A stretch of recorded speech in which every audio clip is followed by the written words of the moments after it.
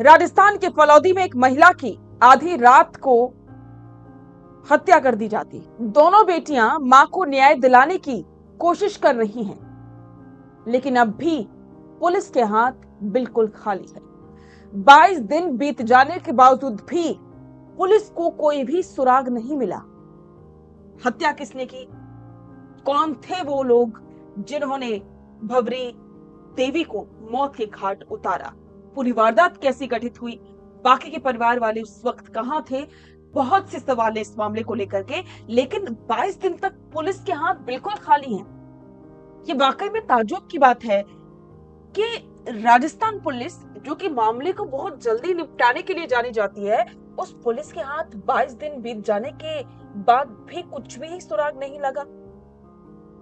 घर में एक महिला सो रही थी और उसकी अचानक से हत्या हो जाती है, लेकिन फिर भी पुलिस को किसी भी तरह का कोई सुराग नहीं मिल पा रहा है। अब सवाल खड़े हो रहे हैं, परिवार वाले पुलिस प्रशासन के खिलाफ अपना गुस्सा जाहिर कर रहे हैं, कलेक्ट्रेट का घेराव कर रहे हैं और अब तो पूरे राजस्थान भर में आंदोलन करने की चेतावनी दे दी है और कहा गया है कि पुलिस प्रशासन की कार्यप्रणाली बिल्कुल सुस्त है। तो चलिए विस्तार से समझते हैं कि पूरा मामला क्या है और इस मामले को लेकर के अब क्या कुछ चल रहा है। तारीख थी 27 जुलाई की आधी रात और जगह राजस्थान के फलौदी जिले का लोहावट क्षेत्र। एक शांत रात में चीखों की गूंज उठती है और एक महिला की बेरहमी से हत्या कर दी जाती है। आज इस खौफनाक वारदात को 22 दिन से ज्यादा का समय बीत चुका है, लेकिन कातिल अब भी पुलिस की गिरफ्त से बाहर है।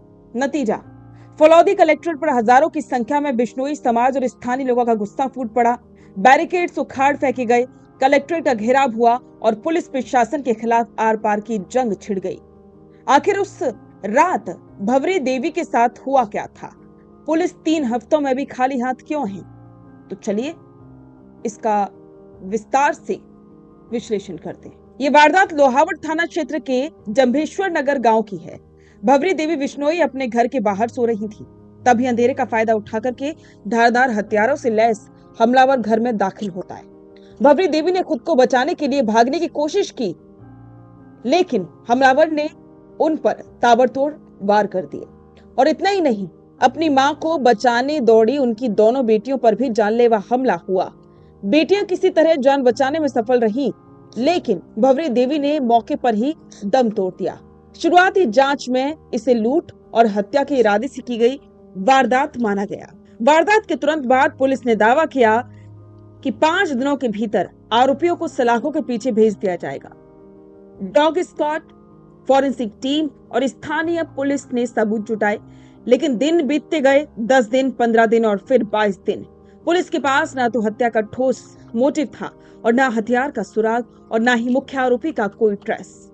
ये एक ब्लाइंड मर्डर केस बन गया, जिससे पीड़ित परिवार और पूरे समाज में संदेश गया कि पुलिस की कार्यप्रणाली बेहद सुस्त है। इस हत्याकांड के विरोध में जनता चुप नहीं बैठी। 28 से 31 जुलाई तक जिला अस्पताल की मोर्चरी के बाहर लगातार धरना दिया गया और इसके बाद पूर्व विधायक किस्नाराम बिश्नोई समेत दर्जनों लोग अनिश्चितकालीन भूख हड़ताल पर बैठ गए। प्रदर्शनकारियों ने बारिश और तपती धूप में भी मोर्चा संभाले रखा, यहाँ तक कि सरकार और प्रशासन को जगाने के लिए खून से ज्ञापन तक लिखे गए। मामले की गंभीरता को देखते हुए पुलिस महानिदेशक स्तर से SIT का भी गठन किया गया, लेकिन फिर भी गिरफ्तारी नहीं हो सकी। 22 दिन पूरे होने पर लोहावट और आसपास के इलाके से हजारों ग्रामीण और बिश्नोई समाज के लोग फलौदी जिला मुख्यालय पहुंचे। गुस्सा इतना चरम पर था कि प्रदर्शनकारियों ने पुलिस द्वारा लगाए गए सुरक्षा बैरिकेड्स को उखाड़ फेंका और जबरन कलेक्ट्रेट परिसर में दाखिल हो गए। प्रदर्शनकारी सीधे जिला कलेक्टर और SP कार्यालय के बाहर धरने पर बैठ गए। माहौल उस वक्त बेहद तनावपूर्ण हो गया जब भीड़ और पुलिस के बीच धक्का मुक्की हुई और कुछ युवकों ने पथराव का प्रयास किया। हालात बिगड़ने पर मौके पर मौजूद पूर्व विधायक किस्नाराम बिश्नोई ने तुरंत मोर्चा संभाला। उन्होंने उत्तेजित युवाओं को शांत कराया और मामले को किसी बड़ी हिंसा में बदलने से रोका, लेकिन प्रशासन को 2 टूक चेतावनी दी गई। अगर भवरी देवी के हत्यारों को जल्दी गिरफ्तार करके कड़ी सजा नहीं दिलाई गई तो यह आंदोलन केवल फलौदी तक सीमित नहीं रहेगा, बल्कि पूरी राजस्थान में उग्र रूप लेगा।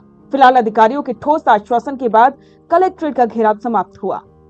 22 दिन बाद भी एक परिवार न्याय की गुहार लगा रहा है और 2 बेटियां अपनी मां के हत्यारे के पकड़े जाने का इंतजार कर रही हैं। क्या पुलिस प्रशासन अब जल्द ही इस ब्लाइंड मर्डर की गुत्थी सुलझा पाएगा? इस पूरे ब्लाइंड मर्डर पर कई तरह की बातें हो रही हैं और अब तो राजनीति भी गरमाने लगी।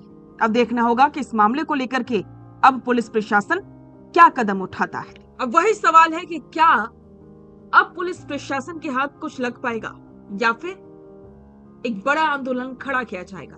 इस पर आपके विचार कमेंट बॉक्स में साझा करें और बने रहें द फैक्ट इंडिया के साथ। अपना पॉडकास्ट शुरू करना चाहते हैं और चाहते हैं कि पहले दिन से उसे लाखों लोग देखें, तो अब ये पॉसिबल है जयपुर में। जयपुर का सबसे तेजी से बढ़ता हुआ digital news channel the fact India आपके पॉडकास्ट को वर्ल्ड क्लास बनाने के लिए जयपुर के बीचों बीच श्याम नगर में लाया है world class podcast setup, green screen setup. उसे शूट करने के लिए best state of the art facilities, editor से लेके लाखों फॉलोवर्स और करोड़ों वाली रील्स वाला यूट्यूब चैनल, और ये सब आपको एक ही जगह पर मिलने वाला है। तो पूरी जानकारी के लिए आज ही व्हाट्सएप कीजिए इस नंबर पर।